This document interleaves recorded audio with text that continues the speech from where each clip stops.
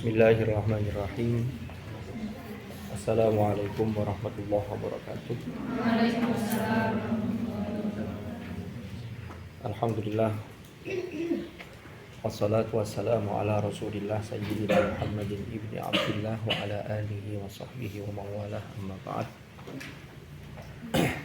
Mudah-mudahan majelis ilmu ini ditakdir oleh Allah menjadi majelis ilmu yang nafi'an mubarakan fid-dini wad dunya wal akhirah, dan Allah takdirkan ahla hadzal majlis min ahli ilmi wa ahli khair wa ahli Quran ala hadhihi niyyah wa ala kulli niyyatin salihah wa ala ma nawaina wa ala ma salafus salih ثم إلى حضرة النبي المصطفى محمد صلى الله عليه وسلم وإلى حضرة إخوانه من الأنبياء والمرسلين والصحابة والتابعين والعلماء العاملين والمصنفين والأئمة المجتهدين والقراء والمفسرين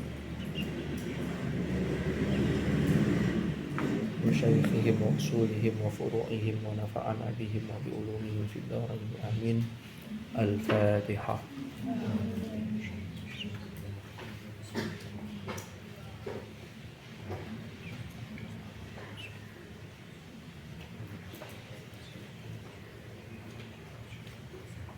Bismillahirrahmanirrahim. Qala al-muallif rahimahullahu ta'ala wa nafa'ana bihi wa bi'ulumihi fid dharain amin. Al-mabhatsu sadisu, utawi mabhath pembahasan as-sadisu yang ke-6. Mungkin di antara teman-teman ada yang berkenan untuk menjadi relawan sebagai qori, monggo baca aja, nanti saya jelaskan. Dibaca, ini kan sudah ada kitabnya toh, tinggal baca. Monggo, tidak usah ragu-ragu.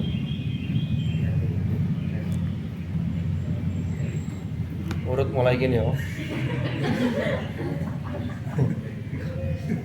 Ayo. Hah? Karena harokati terserah sampean mau coba. Terus lah, mesti saya kan sering bilang gitu. Karena harokati bebas sudah. Sukun kape.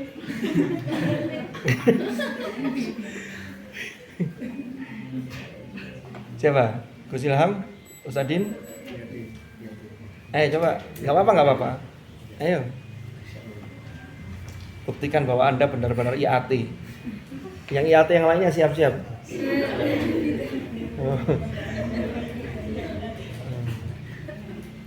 Ayo monggo. Bismillahirrahmanirrahim.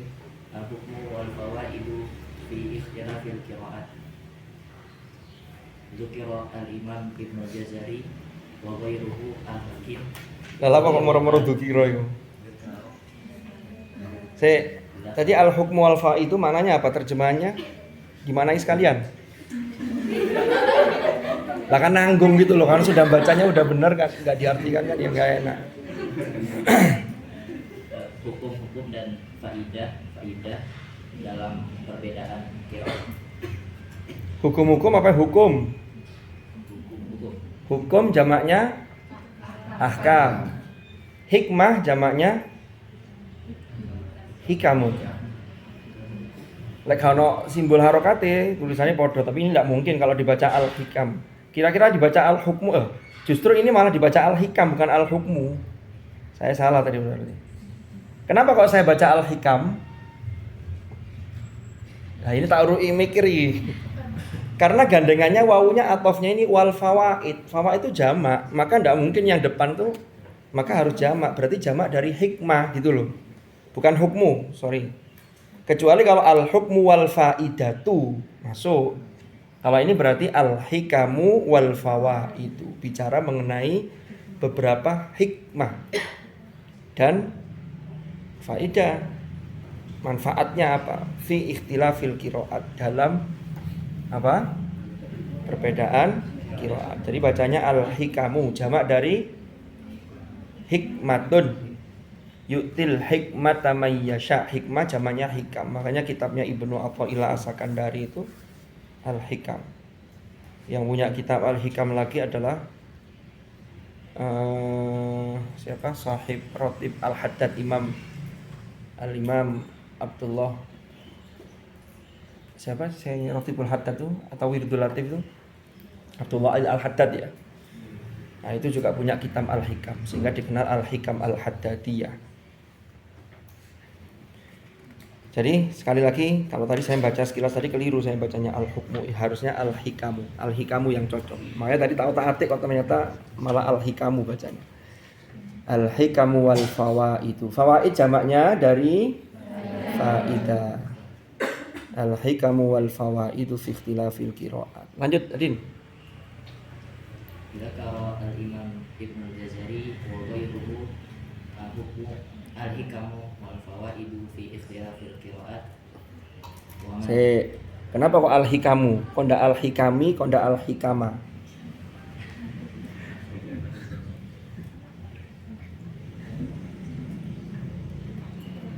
Kalau ilhaku al-hikamu jadi apa? Mau ikut i'rabnya, kedudukan i'rabnya jadi apa? Yang dzakaro siapa? Yang menyebut siapa? Al-Imamu rupane Ibnul Jazari. Berarti kan fa'ilnya sudah beres. Dzakaro itu fi'il muta'addi apa lazim? Lazim itu apa, Rifki? Ini dzakaro ini butuh maf'ul enggak?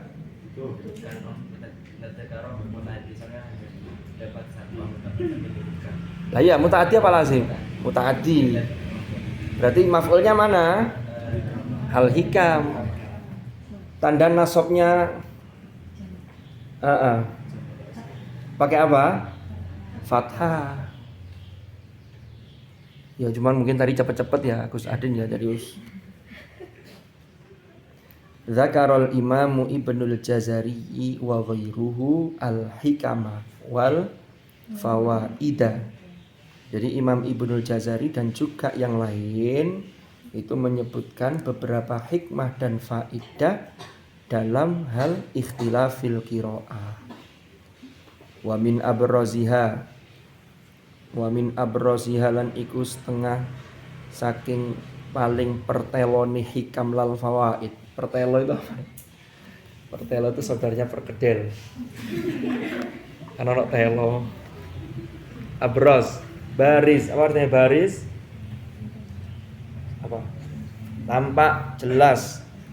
Makanya domir itu ada domir baris, ada domir domir baris yang kayak gimana? Agustusan. Gak ngarek guyon-guyon. Yang lain ada yang mau baca nomor 1?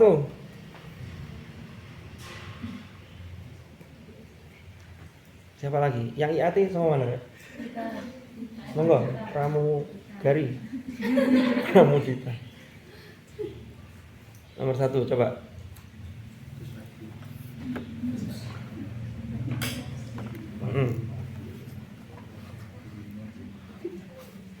Iya dalilun qawlun ala amal Qur'an al-karim. Mamimu.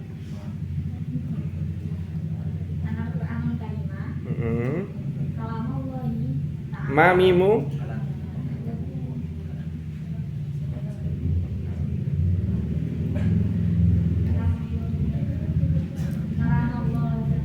Kalamullahi ta'ala.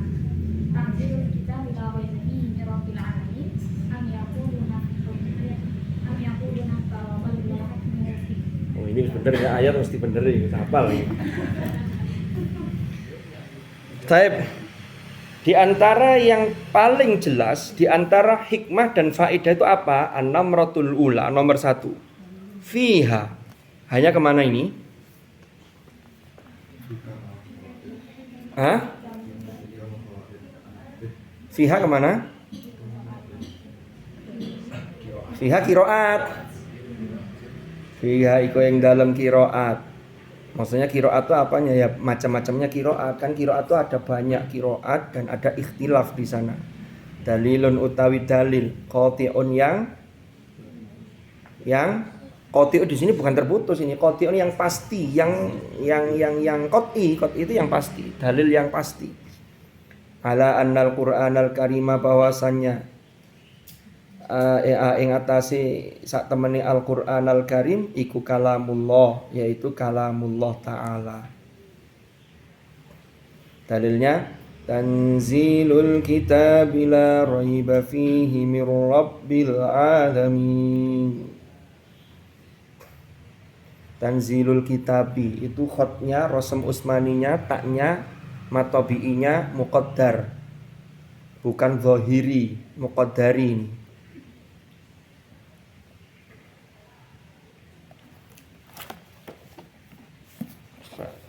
Kita lihat bentar.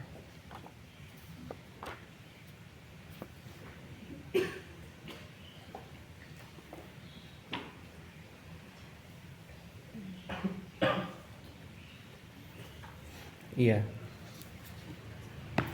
Mushaf. Am yaqulu naftara bal huwal haqqu mir rabbik. Apakah mereka mengatakan iftara, mengada-ngada sapa Muhammad hu ing Al-Qur'an. Bal huwal haqqu mir rabbik. Padahal Al-Qur'an itu adalah al-haq, yaitu benar dari Tuhanmu Muhammad. Kan mereka ini menuduh Muhammad itu mengada-ngadakan Al-Qur'an, ngarang dewe. Wah, itu ungkapan kata-kata yang menghipnotis, sehingga orang yang mendengarkan bisa merasakan keindahan, padahal itu tertipu. Ini menurut mereka yang tidak percaya kalau Al-Qur'an itu adalah kalamullah, sehingga tuduhannya itu buatannya Muhammad. Padahal sudah dijelaskan, wa ma kunta tatlu min qablihi min kitabin wala takhutuhu biyaminika idzal lartabal mubtilun. Ada yang kurang enggak ayatnya? Bal huwa ayatun bayyinat, di awal juz 21 itu Al-Ankabut. Wa ma kunta tatlu min kitabin wala takhutuhu biyaminika idzal lartabal mubtilun. Bal huwa ayatun bayyinatun fi suduril ladzina utul ilm. Tanzil itu berarti proses nazzala yunazzilu tanzil. Dulu sudah pernah saya jelaskan ya bedanya anzala dengan nazzala. Jadi tanzil itu yang turunnya berkali-kali. Artinya apa? Berangsur-angsur. Itu yang proses turunnya Al-Qur'an dari as-sama'id dunya sampai kepada Rasulullah dibawa oleh malaikat Jibril. Sekali lagi saya sampaikan, nuzulnya Al-Qur'an itu adalah i'lam. Yang IAT ya sudah tahu itu. As-Suyuti dalam Al-Itqonnya, Az-Zarqani di Manahilul Irfan, Az-Zarkashi di Al-Burhan, itu semua menjelaskan bahwa nazalanya nuzulul Quran itu bukan turun seperti makhluk, tapi proses i'lam. Yang di Lauh Mahfud ya tetap terjaga, kita tidak bisa mengakses ke sana. Itu adalah tetap terjaga, bal huwa Qur'anun Majid fi lauhim mahfuz. Oke. Lalu yang berikutnya, wa akbaru burhanin wa a'zamu hujjatin fi dzalika. Wa akbaru burhanin, dan paling besar-besarnya, paling agungnya burhan. Burhan itu bukti yang nyata.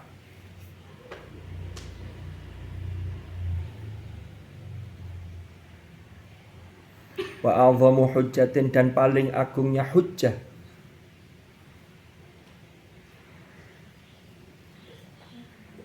Fi dzalika, dalam hal tersebut, huwa, yaitu apa? Artinya begini, kan Quran itu perbedaan qiraat itu menjadi dalil yang qat'i bahwasanya Quran itu kalamullah. Sudah gitu dikuatkan lagi, ini menjadi bukti nyata yang paling agung serta hujjah dalam hal tersebut. Kenapa? Karena perbedaan qiraat yang ada dalam Al-Quran itu ada wujudi ayyi tanaqudin. Jadi tidak ada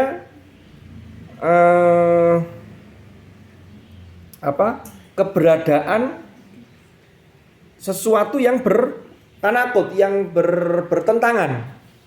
Autadadin, ya, atau berlawanan fil wujuhil mukhtalifah, dalam wajah qiraat yang berbeda-beda.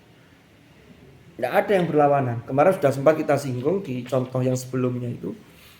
Kalaupun ada yang berbeda, itu bukan berlawanan tapi justru malah saling mensupport. untuk dalam hal menafsirkan makna Al-Quran. Makanya dalilnya firman Allah surah An-Nisa ayat 82 di pertengahan juz 5 itu, afala yatadabbarunal Qur'an walau kana min indi ghairillahi lawajadu fihi ikhtilafan katsiran. Apakah mereka tidak mentadabburi Al-Qur'an? Seandainya Al-Qur'an itu adalah berasal dari sisi selain Allah, artinya bukan dari Allah, maka niscaya mereka akan mendapati di dalam Al-Qur'an, yaitu apa? Mendapati apa? Ikhtilafan katsira, perbedaan yang ikhtilaf yang banyak. Ikhtilaf dalam hal ini penafsirannya adalah ikhtilaf yang berlawanan. Kalau ikhtilaf yang tanawu seperti ikhtilaful qiraat ada, tapi ikhtilaf dalam konteks yang berlawanan, lafadznya beda, maknanya kok jauh malah berlawanan, ini tidak ada.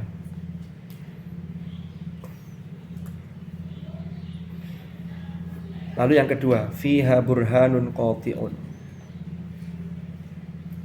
Fiha iku ing dalam qiraat burhanun utawi burhan, bukti nyata.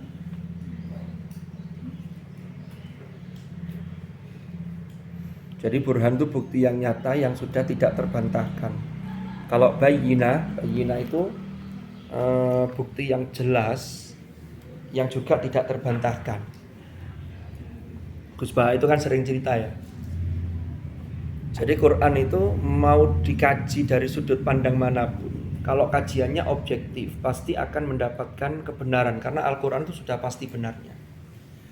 Bukan sama kayak begini, kebenaran mutlak 1 ditambah 1 itu mesti 2. Mau yang mengucapkan kiai, ustadz ataupun orang yang berbuat kriminal, ya mutlak itu mesti benar.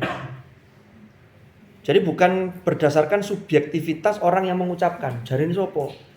Iku maling sih ngomong, pencuri yang ngomong, saya tidak percaya kalau enggak. Kalau itu sudah jelas, itu namanya. Dan Quran itu terbuka tantangannya. Siapapun boleh melawan dan menantang Al-Quran. Itu juga yang oleh Sayyid Muhammad Alawi Al-Maliki, Muhammad bin Alawi Al-Maliki Al-Hasani.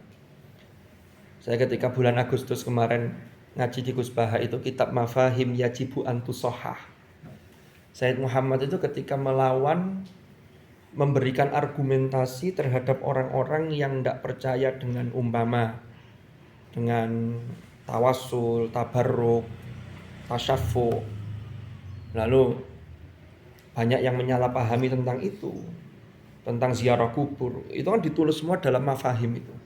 Itu beliau di pengantarnya itu sudah menyatakan bahwa siap untuk, artinya beliau sangat siap untuk dikritik, untuk didebat. Kenapa? Karena ini bukti yang sangat jelas. Ayat Qur'annya ini, sudah siap semua gitu. Memang alim al-lamah beliau. Al-alim al-lamah. Jadi, lah orang itu kalau siap keilmuannya, itu sudah tidak takut. Sudah. Kayak sampean mau presentasi itu kalau sudah siap, itu udah nggak bawa HP pun tidak masalah. Tapi kalau tidak siap, waduh, kalau tidak bawa HP, pakai data habis, wifi lagi bermasalah, keringat dingin sudah. Kenapa? Karena begitu ada pertanyaan andalan kita, langsung browsing. Bukan sampean, ada di tempat lain. Ngene kok ono. Wonge teko. Tapi kalau sudah siap lah. Quran tuh aslinya itu. Makanya sampai dalam surah itu ada surah namanya Al-Bayyinah itu. Bayyinah itu apa? Ini bukti yang nyata. Dimulai dari lam yakunil ladzina kafaru. Dijelaskan kafir itu min ahlil kitab wal musyrikin. Mereka tidak akan lepas mumfakin infikak dari agama mereka, dari kepercayaan mereka hatta ta'tiyahumul bayyinah. Ya kan? Mereka asalnya sudah janji-janji itu. Kalau ada bayyinah, tapi ternyata ya karena dasarnya mereka kufur, menutup dirinya, mereka tetap tidak mau, tetap ingkar. Nah, bayyinah itu apa? Ada 2, rasulun minallah yatlu suhufam mutahhar. Jadi kitab suci, rasul dan kitab suci itu adalah bayyinah. Rasulullah itu kalau ditinjau secara objektif dari sisi manapun, itu bukti yang nyata. Jadi bayyinah itu bukti yang jelas. Jadi kalau sekarang mungkin ada contoh-contoh begini, Rek. Ada orang yang meninggal dikubur sudah sekian puluh tahun. Secara sunnatullah atau secara alamiah, orang itu jasad manusia yang terdiri dari tulang lalu dibalut dengan daging dan seterusnya ini, itu kalau sudah di dalam tanah dia akan terurai, kecuali tersisa tulang belulangnya. Makanya tulang belulang itu tidak hancur. Itulah yang kemudian orang kafir tidak percaya, mosok tulang bisa dibangkitkan lagi. Mayyuhyil idham wa hiya ramim. Gampang jawabannya, kul yuhyihal ladzi ansha'aha awwala marrah. Dulu tidak ada wujudnya, tidak ada materi saja bisa bentuk kalian-kalian, apalagi sudah ada sisa-sisa materialnya gitu.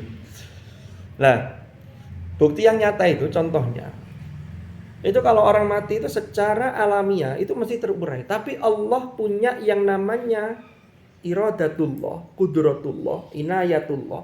Ada orang-orang itu yang jasadnya diutuhkan. Termasuk jaminan Allah itu jasad para nabi itu utuh semua. Lah orang-orang solih, orang-orang baik yang punya amalan-amalan tertentu, itu sering kan kita browsing itu banyak sekali itu di internet itu cerita mengenai orang yang ketika ada proyek pembangunan jalan tol lalu harus memindah makam, kaget ternyata pas digali jangankan jasadnya, kafannya itu loh masih utuh. Loh itu nggak bisa dirasionalkan. Itu bukti lo ngono iku lho jek akeh sing nggak percaya karena memang disindir oleh Al-Qur'an. Orang itu banyak mendiskusikan tentang hari akhir. Tapi banyak yang melupakan apa yang harus dia lakukan. Makanya sing banyak itu hanya tasaul, amma yatasaalu anin naba'il azim. Iya yo. Awake dhewe mben bakal mati. Mben kiamat. Hidup. Tapi marono gak ono peningkatan wis biasa-biasa wae. Padahal contoh-contoh itu sudah banyak. Makanya disindir tuh amma yatasaalun anin naba'il azim alladzi hum lu ngono aja otot-ototan. Ono sing percaya, ono sing gak. Oh, ndak bisa secara ilmiah begini. Jawaban Tuhan tenang wis, kalla. Saya lam. Sebenarnya ngerti dhewe ya. Begitu. Dia ngerti dhewe. Burhan. Seorang pakar filsafat bahasa Arab. Itu namanya Abid Al-Jabiri. Itu dalam bukunya At-Tafkir, saya lupa judul aslinya ya.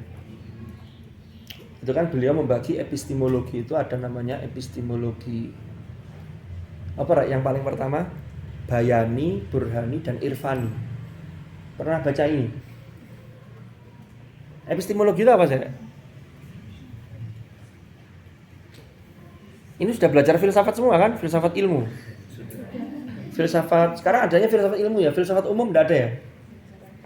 Ya filsafat ilmu itu ya. Kan ranah filsafat tuh ada 3. Itu mesti masuk ke disiplin ilmu. Wah, mulai dari aspek epistemologis. Epistemologis itu apa, Rek? Cari mahasiswa. Jangan-jangan hoak. Cari katanya mahasiswa.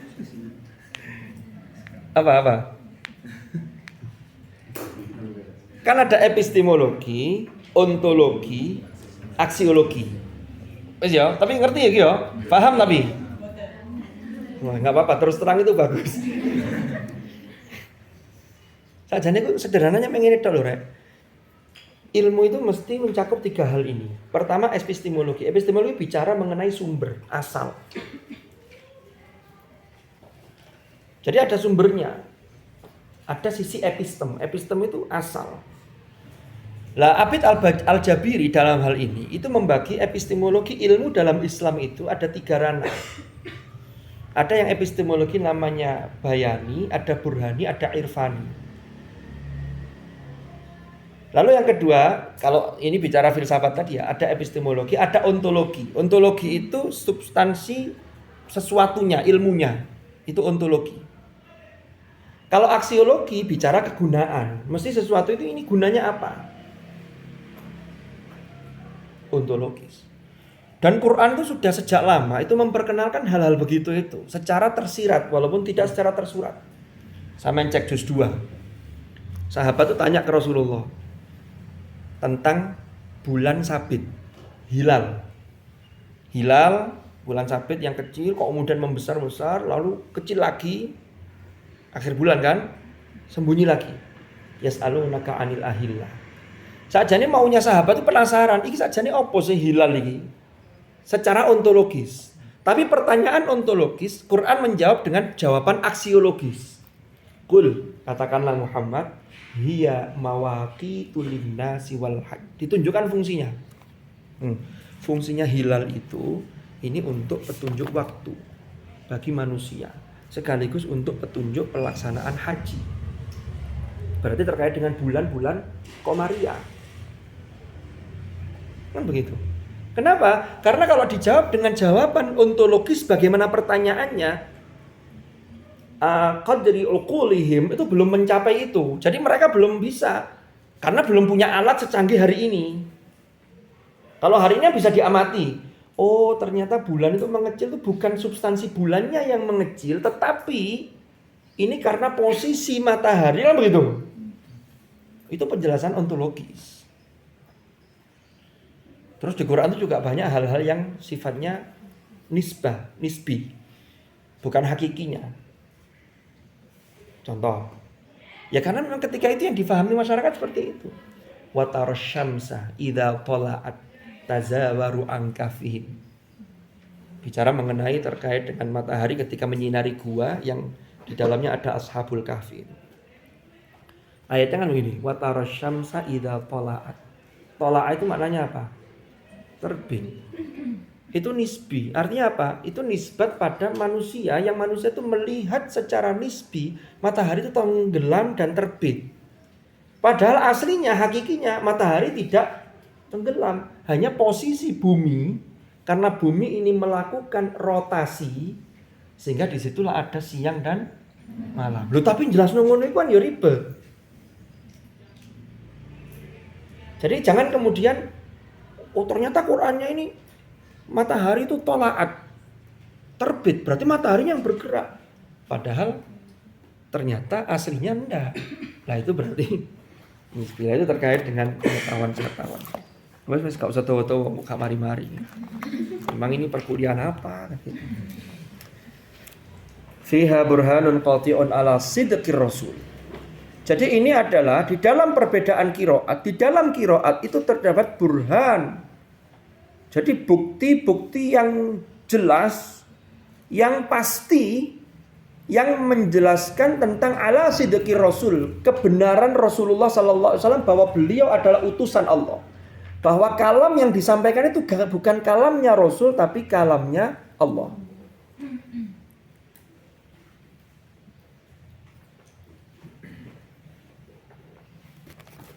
Di surat Al-Haqqah itu, saya ingat sekilas tadi.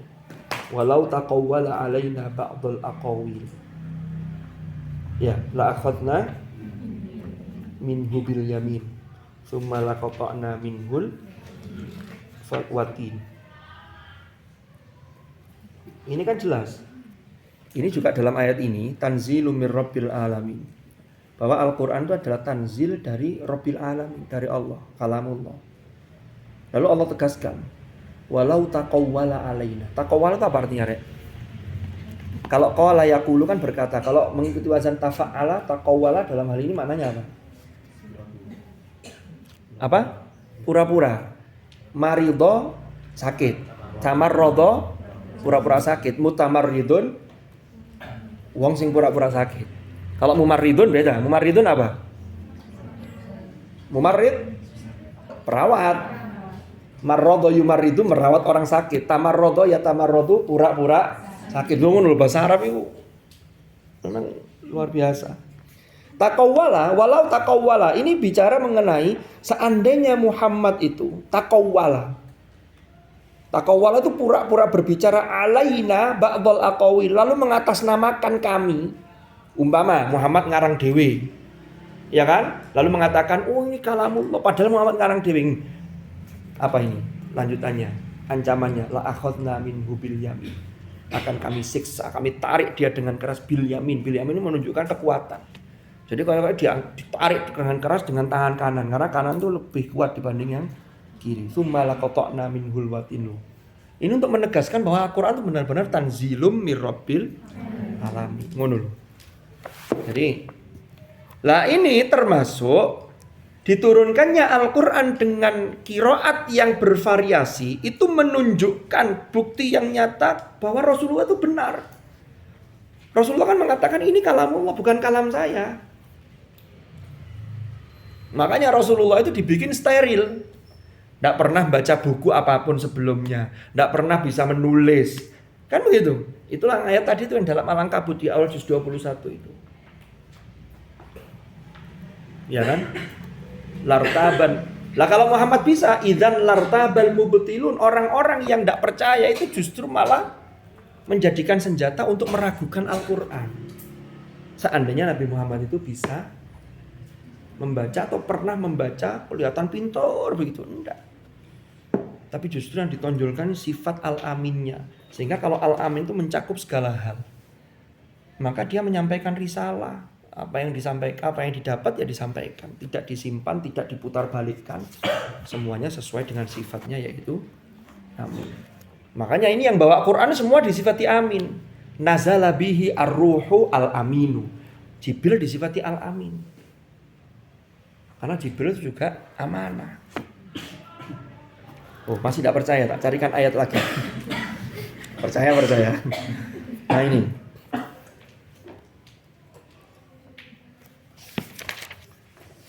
Juz 30, surah Al-Buruj.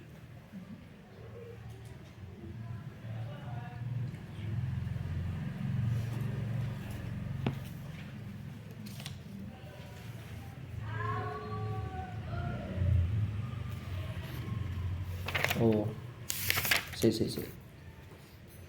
Oh, At-Takwir. At-Takwir ya. Innahu laqaulu rasulin karim. Nah ini, kalau ini penafsirannya, laqaulu rasulin karim itu maksudnya qaulnya Rasul. Rasul itu menyampaikan dari qala Allah Ta'ala. Dzi quwwatin 'inda dzil arsy makin. Muta'in thamma amin. Ada sifat lagi amin. Muta'in thamma amin. Ini dulu saya pernah ngenangan ayat ini. Kalau Rasulullah itu disifati dengan innahu laqaulu rasulin karimin, disifati dengan sifat karim. Rasulullah itu menyampaikan kalamnya Allah, menyampaikan qauluhu ta'ala. Rasul disifati karim. Maka kalau kita yang dititipi kalamnya, maka kita juga harus menanamkan dalam diri kita sifat pancaran sifat-sifat karim. Paham? Sama sakjane wis iso ngukur kok iki pantes apa enggak.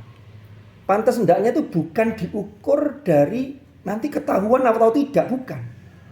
Tapi ngukurnya dari kita. Ah, aku ini sebagai penghafal Quran, sebagai santri tahfidz enggak pantes.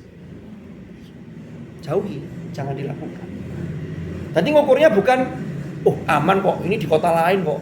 Saya lagi gak di Malang kok, aman, saya jalan sama siapapun kan aman, gak ada yang tahu. Permasalahannya ukurannya bukan tahu dan tidak. Karena Allah selalu maha tahu. Lalu lanjutannya, dzi quwwatin. Dzi quwwah itu memiliki sifat kuwah. Kuwah itu maknanya ya luas. Termasuk kuwah itu, ini punya potensi yang kuat. Punya usaha yang gigih. Nah kalau orang kita menjaga Quran, maka kita harus usahanya harus serius. Kita teladani dzikuwah. Makin kokoh. Muta itu ditaati. Orang itu kalau ditaati berarti dia harus taat duluan. Orang itu kalau sudah tidak taat, orang lain akan susah untuk mentaatinya. Lu yang keteladanan begitu. Alah ngono tok, omongnya tok. Lu kan begitu jadinya. Muta sama amin. Lo amin lagi. Amin itu ada sifat amanah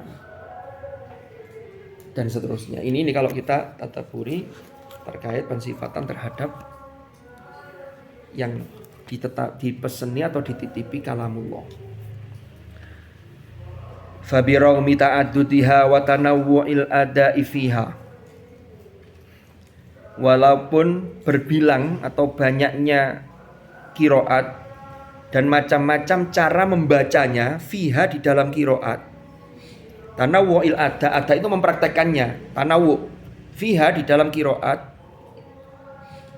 Tapi ada melaksanakan, mempraktekkan ha ing qiraat kama nazalat, sebagaimana qiraat, sebagaimana ayat-ayat atau qiraat itu turun alaihi kepada Rasulullah.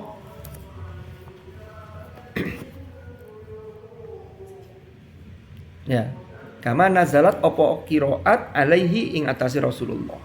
Ini berdasarkan hadis Nabi ketika Nabi ditanya ketika permasalahan antara Umar dengan sahabat Hisham yang berbeda bacaan lalu sowan ke Nabi, dawuh beliau hakadza unzilat. Ya begini inilah diturunkan ayat-ayat Al-Qur'an. Itu justru menunjukkan bahwa Rasulullah itu benar. Tiga, fiha iku ing dalam qiraat dalalatun utawi dalalah petunjuk ala azamati hadhil ummah. Petunjuk yang menunjukkan terhadap keagungan umat ini, umat Islam. Jadi umat Islam itu kedudukannya agung. Haitsu talaqqat, sekiranya menerima sapa umat, artinya umat ini kan menerima Al-Qur'ana ing Al-Qur'an al-Karima bil huruf, dengan huruf-huruf al-mukhtalifati yang berbeda-beda. Wa wa'ad, dan menguasai sapa hadhil ummah. Jadi umat menguasai ha ing al-huruf al-mukhtalifah.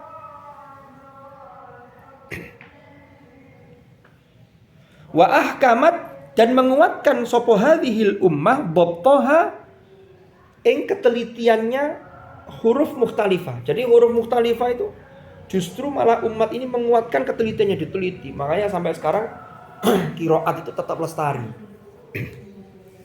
Dan itu terjaga.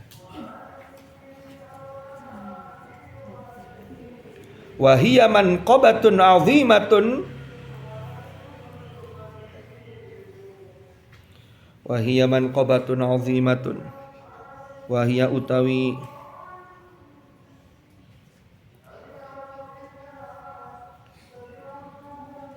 wahia utawi hadhil ummah iku manqabatun, apa ini, keutamaan azimah yang besar. Artinya hadhil ummah itu punya keutamaan dan juga wa mizatun, dan keistimewaan lahu terhadap atau lahu bagi hadhil ummah kubro yang terbesar. Jadi keistimewaan yang terbesar bagi umat ini, umat Islam.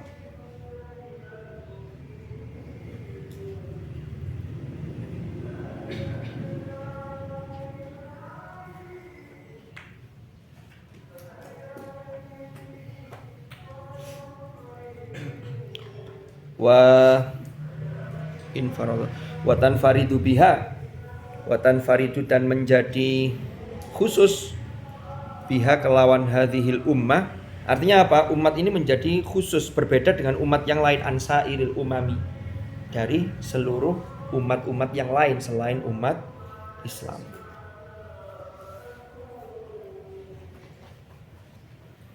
Jadi ini baru 3 hikam atau hikmah-hikmah yang terkandung dalam perbedaan kiro. Ada pertanyaan? Nggih, monggo. Soalnya angel mulai aku melarikan diri dari kenyataan. Kemarin pernah diajain ya, jadi keluar kan ada. Kapan? Kemarin kan kita nggak ngaji. Kemarin kuliah sih. Oh, kemarin sampai kuliah. Iya. Masih kuliah ya? Kan ada kirakan terbagi menjadi 7, 10, kemudian 14. Nah, saya tuh pengen tahu waktu Jibril nurunkan ke Nabi Muhammad itu kayak gimana sebenarnya bacaannya, kok bisa terbagi sebanyak itu? Kamu nanya. Kamu bertanya-tanya.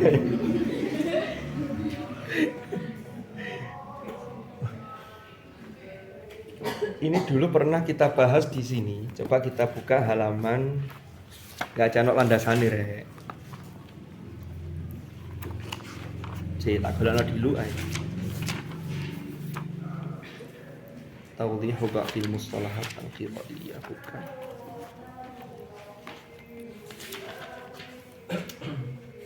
Nas'atul qiraah.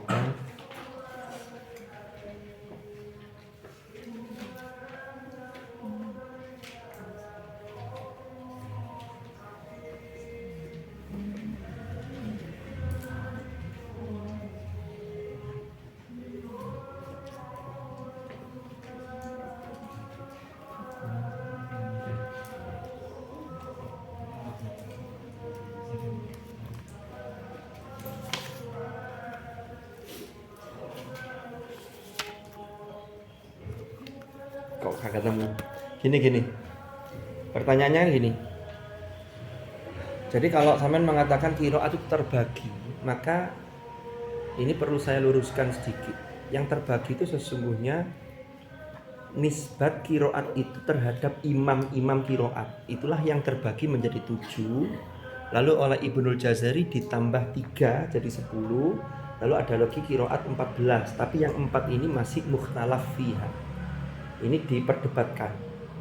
Tapi kalau yang 10 itu sudah al-muttafaq 'alaiha. Artinya apa? Sudah disepakati al-asyr al-mutawatirah. Terus ya. Jadi bukan qiraatnya yang terbagi. Oh, satu ini ada 14 qiraat. Enggak, ini nisbatnya pada imam qiraatnya. Lah adapun kalau kita kembalikan, dulu tuh asalnya gimana sih? Kok kemudian berbeda-beda riwayat yang sampai pada generasi. Itu berangkat dari hadis Rasulullah Sallallahu Alaihi Wasallam. Ada di Sofahat, cuma tadi saya cari mendadak halamannya belum ketemu. Dulu pernah kita bahas. Aqra'ani Jibrilu ala harfin.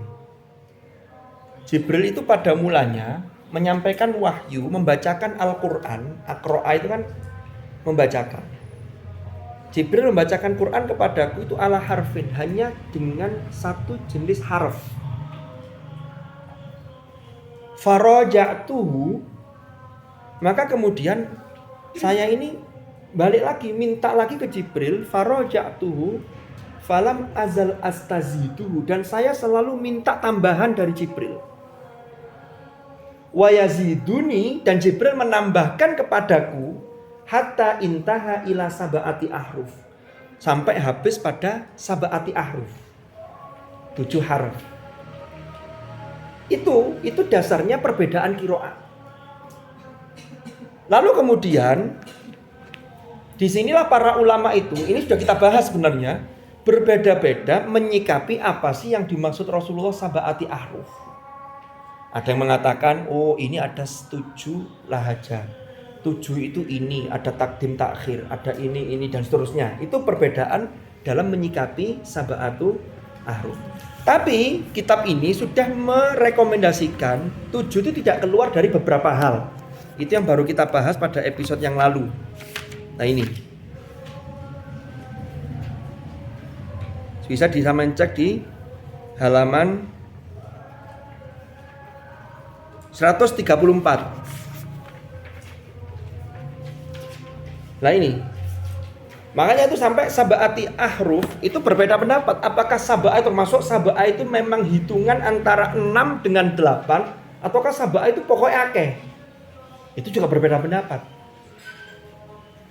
Dari situlah kemudian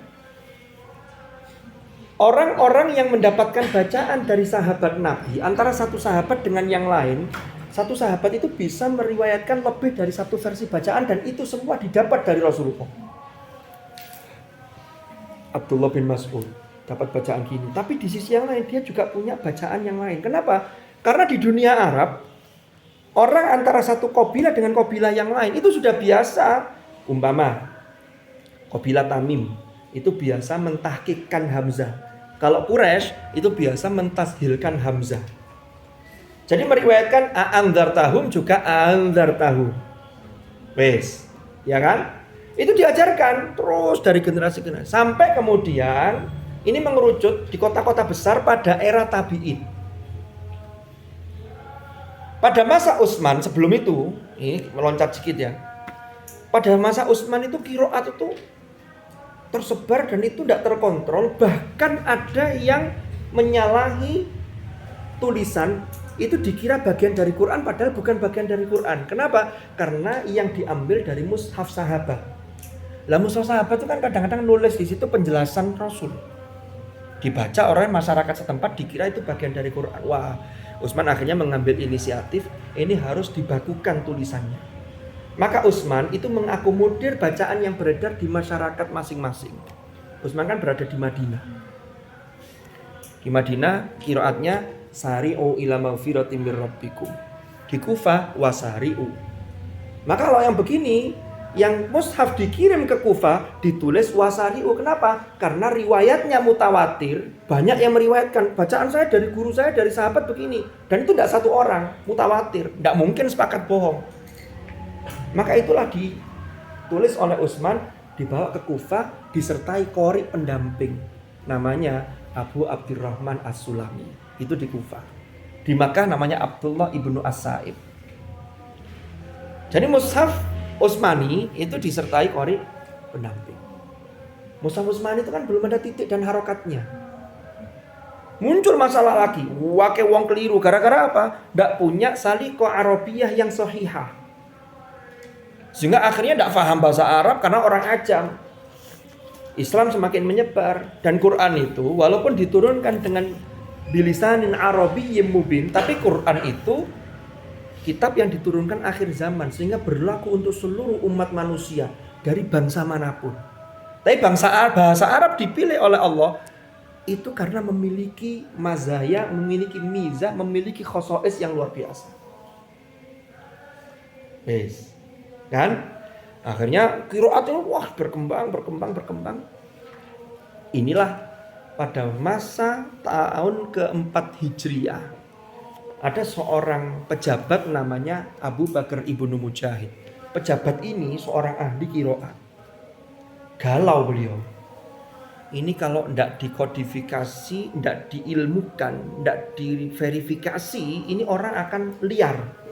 Baca Quran ini sanadnya dari mana? Makanya terkenal sekali ungkapan-ungkapan generasi tabi'in itu. Ibnu Sirin. Itu kan mengatakan begini. Inna hadzal ilma dinun fanzuru amman ta'khuduna dinakum. Sesungguhnya ilmu ini apalagi ilmu-ilmu yang terkait dengan Al-Qur'an, ilmu yang terkait dengan ibadah kita, dengan agama. Itu adalah agama. Fanzuru amman ta'khuduna dinakum. Maka lihatlah, telitilah dari siapa kalian mengambil agama kalian. Karena kalau enggak ini bahaya. Ada ulama lain, saya lupa qaulnya siapa itu yang mengatakan begini. Laulal isnad Laqala man qala masya'a. Kan begitu. Seandainya tidak ada sanad, maka orang akan mengatakan, siapapun bisa mengatakan man sya'a masya'a, apa yang dia maksud, apa yang dia kendaki, sakarepe dhewe. Karena tidak ada sanad. Inilah kemudian yang mendorong Ibnu Mujahid meneliti kembali qiraat yang berkembang di dunia Islam. Karena beliau ini pejabat yang amanah dan pejabat yang luar biasa menguasai ilmu qiraat. Ini menerapkan standar.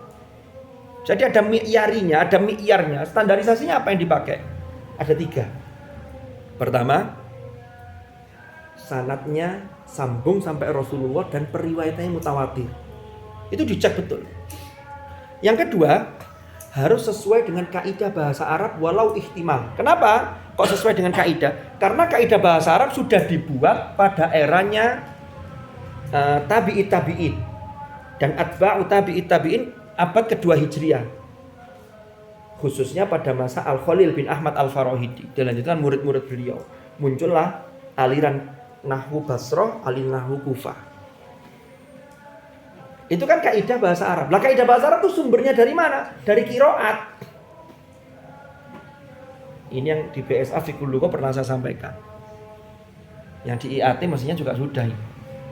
Lah sumbernya qiraat. Lah qiraat ketika itu ya pada masa Al-Khalil itu sudah mulai Al-Khalil itu menemukan satu sistem tanda baca, harokat. Itu yang kita kenal dengan fathah kasroh dhamma yang bentuknya seperti hari ini. Itu jasanya Al-Khalil. Lu ngono iku sebelumnya kan keliru, akeh sing keliru macane. Lah tapi kemudian qiraat itu tetap bermacam-macam. Akhirnya syarat yang kedua harus sesuai dengan kaidah bahasa Arab. Karena kaidahnya begini contohnya. Fi'il, kalau ada fa'il maka fa'il itu alamat rofaknya. Itu kan kaidah. Kalau isim mufrad maka alamat rofaknya dhamma. Kan begitu. Kalau isim dia diidhofahkan atau jamak lalu diidhofahkan jamak dari isim sifat umpamanya. Maka halfun nun, nunnya dibuang. Mau begitu? Karena dia menjadi mudhof. Nah, itu kan kaidah-kaidah dalam bahasa Arab. Kok ono kiroat yang tidak sesuai kaidah, maka ini berarti menyalahi. Kenapa? Karena kaidah itu berdasarkan kiroat. Dan orang yang buat kaidah-kaidah bahasa Arab itu sudah diakui kapasitas keilmuannya. Sampai lihat pakar nahwu itu, generasi awal Basroh, madrasah Basroh itu ada namanya Abu Amr Ibnu Al-Ala. Abu Amr itu termasuk salah satu imam kiroat yang dipilih oleh Ibnu Mujahid. Kiroatnya disandarkan pada kiroatnya Abu Amr. Abu Amr punya murid, diantaranya perawinya adalah As-Susi, yang terkenal dengan idgham kabirnya. Idgham kabir pokoknya huruf podo double, walaupun yang depan mati dia idgham. Dzalikal kitabul la raiba fihi hudan lil muttaqin. Kalau qiraat kita ndak. Itu Abu Amr Ibnu Al-Ala. Ali Al-Kisai, pakar nahwu Kufah, pakar qiraat. Kan begitu. Akhirnya Ibnu Mujahid termasuk menetapkan satu syarat lagi, harus sesuai dengan salah satu Rosem Utsmani, walau ihtimal. Kan Rosem Utsmani kan disebarnya di Madinah dengan di Kufah kan beda. Iki budono sing sesuai, lek gak ono sing sesuai blas, maka ditolak oleh Ibnu Mujahid, tidak diverifikasi.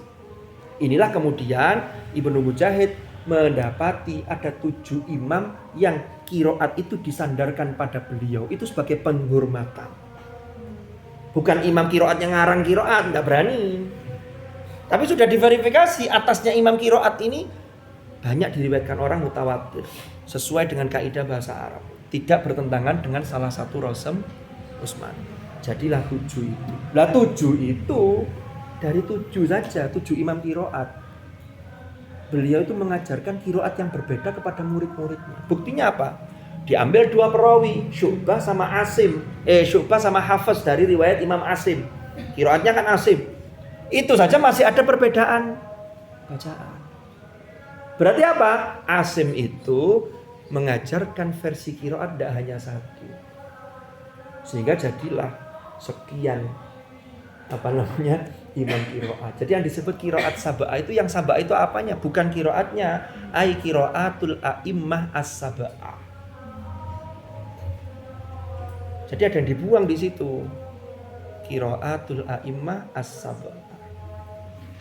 Atau disebut kiroat yang 7. 7 itu apa? 7 imam kiroat gitu loh. Itu Imam Ibnu Mujahid. Lalu setelah periode Ibnu Mujahid ada namanya Abu Amr Ad-Dani. Dulu sudah pernah saya sampaikan sakjane nek bala ini mana ini. Tapi tidak apa-apa, mungkin yang baru-baru kan dulu belum ikut. Abu Amr Ad-Dani itu menulis kitab At-Taisir. At-Taisir itu meringankan atau mempermudah dari as-sab'ahnya Ibnu Mujahid. Setelah Ad-Dani menulis, barulah di situ Imam Asy-Syatibi menulis nazam Hirzul Amani wa Wajhut Tahani yang dikenal dengan Syatibiyah. Itu. Lah barulah kemudian Ibnul Jazari setelah melihat yang 7 ini kok kayaknya ada lagi yang perlu diambil lagi, dicari lagi, diteliti lagi. Nah, ada tambahan 3 imam qiraat. Salah satunya adalah Imam Khalaf. Imam Khalaf itu perawinya Imam Hamzah dalam qiraat sab'ah. Tapi di dalam qiraat asyr, Khalaf itu menjadi imam qiraat. Makanya sebutannya Khalaf al-Ashir biasanya. Kan tambahnya ada Imam Abu Ja'far, lalu Yakub dan Khalaf al-Ashir. Kan perawinya Hamzah kan Khalaf dengan Khalaf. Kan begitu. Gimana? Bisa dipahami? Jadi jangan sampai sampean salah persepsi 7 qiraat. Jadi yang 7 itu sandaran terhadap imamnya, itu imamnya yang 7, imamnya yang 10. Itulah yang sampai hari ini disebut dengan al-qiraat al-ashr al-mutawatirah. Jadi qiraat ashr atau ashrul qiraat al-mutawatirah. Yang lain? Monggo. Ayo mumpung belum isya.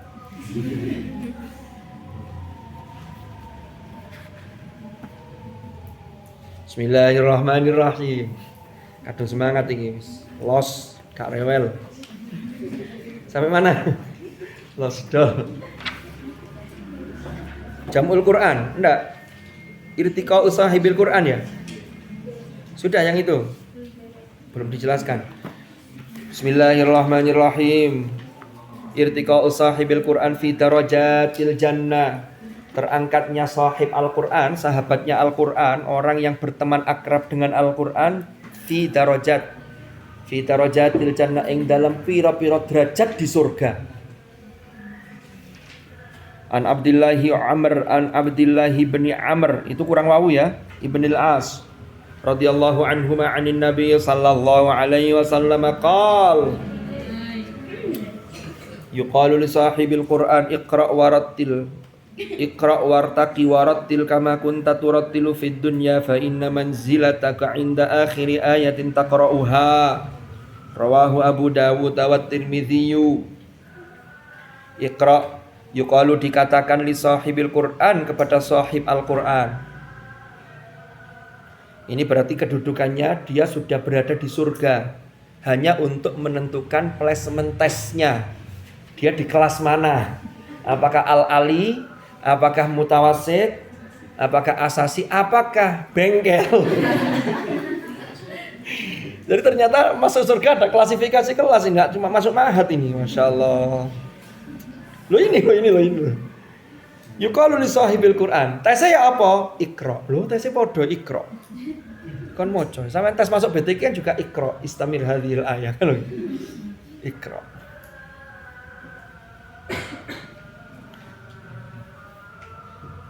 Apakah di surga nanti ketika orang diperintah Iqra wocon. Pun di mushafi. Ka ono mushafi san. Mane wong sing gak hafal, enggak punya hafalan sama kasih Iqra, apa yang saya baca? Wong saya di dunia juga nderes binadhar juga jarang, apalan juga mek kul huwaile. Ya sing diwaca mek kul hu tok, ya lumayan lah orang sing diwaca. Tapi kalau enggak sama sekali, kan enggak bisa baca mek tola-tola tok. Tapi tetap ini juga perintah ini enggak semua orang. Perintahnya dilihat sahibul Qur'annya, makanya yuqalu li sahibil Qur'an. Jadi ada orang masuk surga levelnya ya paling nisor-nisor biasa lah. Gelar karpet dewe enggak ya. Kalau surga enggak lah.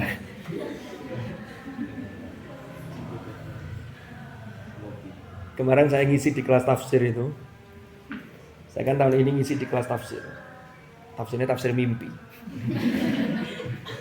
Jadi mereka saya ajak untuk bermimpi. Cerita nih toh. Saya meneng tiba. Akhirnya materi ini gak nyampe-nyampe. Saya bilang ke pendampingnya, ini tolong saya jangan dilaporkan Korbit Taklim Quran ya, karena nanti saya dipecat ini kalau materinya tidak nyampe. Ngeri lor.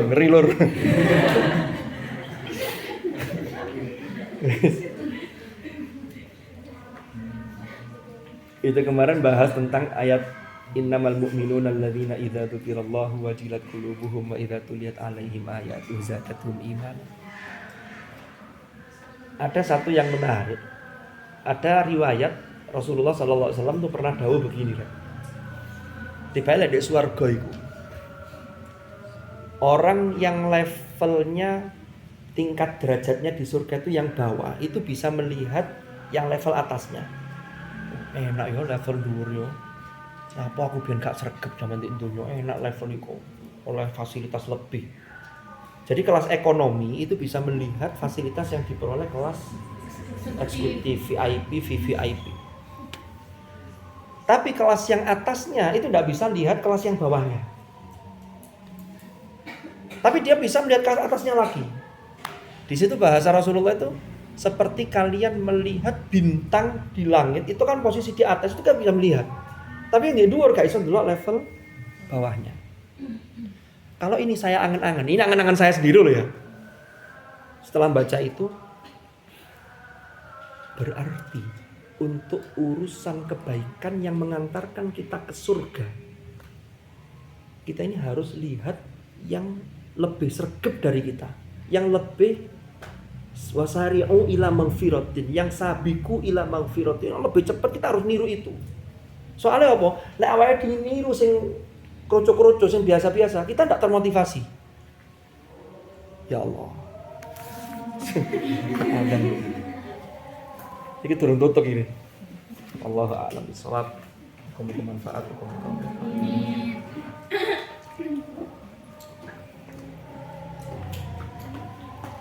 Kita lanjut pada episode yang akan datang. Tapi Kamis depan tuh Maulidur Rasul, tanggal merah itu.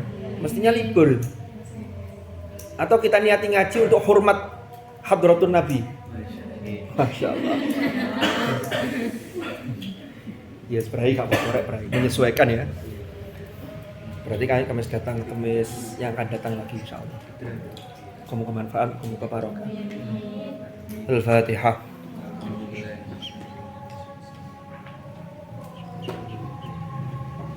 Bismillahirrahmanirrahim. Alhamdulillahirabbil alamin. Allahumma ma'al Qur'an, Allahumma ma'al Qur'an. Ij'alna min ahlil Qur'an. Alladzina hum ahluka wa khassatuka waj'alna wa iyyahum min ahlil ilmi wa ahlil khair wa min alladhina safaru. Wa sabaqu bil khairati bi idnik bi rahmatika ya arhamar rahimin. Sallallahu alaihi wasallam. Alhamdulillahirabbil alamin. Al-Fatihah.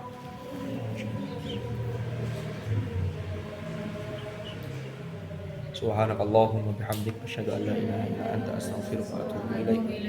Sallallahu ala sayyidina Muhammad walhamdulillahirabbil alamin. Hadanallahu wa iyyakum ajma'in. Alafa minkum. Assalamualaikum warahmatullahi wabarakatuh.